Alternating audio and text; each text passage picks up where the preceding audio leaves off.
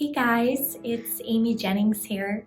I wanted to connect with you this week and offer you some encouragement, hopefully. Anybody else out there a planner? I am definitely a planner. I like to organize and have things planned out ahead of time. And thank God He has helped me to not get so flustered when my plans don't go as I want them to. But maybe some of you guys aren't planners. I think even if we are a planner or not, we all have some level of expectation or dreams, the way we want things to turn out or to go, whether in a day or a year or in our lifetime. I think we all can relate, at least on that level. And right now, that is definitely being challenged. We might have had plans for this time in our life that we can't do. Maybe saw our year 2020 going differently, and it's just not. I think we can all relate to that. So I want to read a verse to you that I have found encouraging over the last couple weeks. Scripture is from Jeremiah, and it says, "For I know the plans I have for you, declares the Lord, plans for welfare and not for evil, to give you a future and a hope." I think this is probably one of the most quoted scriptures in the Bible, but I think it's important to look at the context of what this verse is surrounded by. The people of Israel were captives in the land of Babylon. The Babylonian Empire had conquered the Israelite nation, and Jeremiah was delivering them a message from God.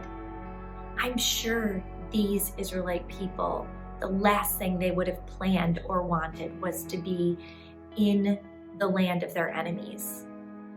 But God was giving them hope in the words that He spoke. That word welfare, it is the word shalom. And we know that word shalom means healthy, whole, sound. God was saying, I have plans to make you healthy and whole and sound. That's how God is. He works in situations that we don't necessarily plan, things that we didn't see ourselves doing.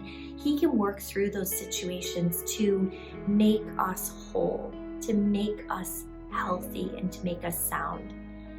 And we know that God's plans are the best.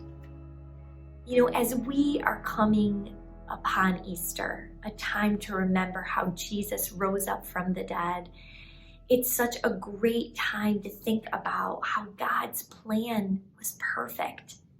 He sent Jesus Christ to be our rescuer. And He had planned this from before the foundations of the world. His plan was perfect. And Jesus is meant to bring us peace. He is meant to make us whole. He tore down the wall that separated us from God the Father. He tore that down, and He declared it is finished. He conquered sin, hell, death, and the grave on our behalf.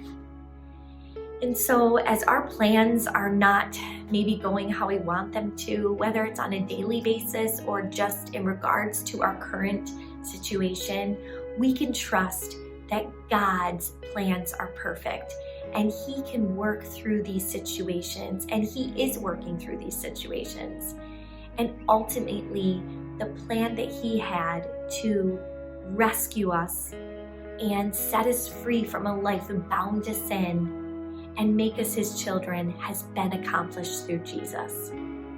I know that we were tentatively planning on getting together for Easter here at North Central Church, and we're not.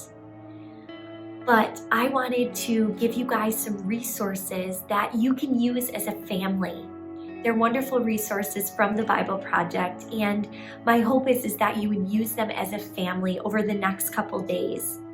You can look back to the days you've missed and then work your way up to Sunday and all the way through to Monday, talking about the story of Jesus's death and resurrection and how God's perfect plan to rescue humanity has been fulfilled through Jesus Christ.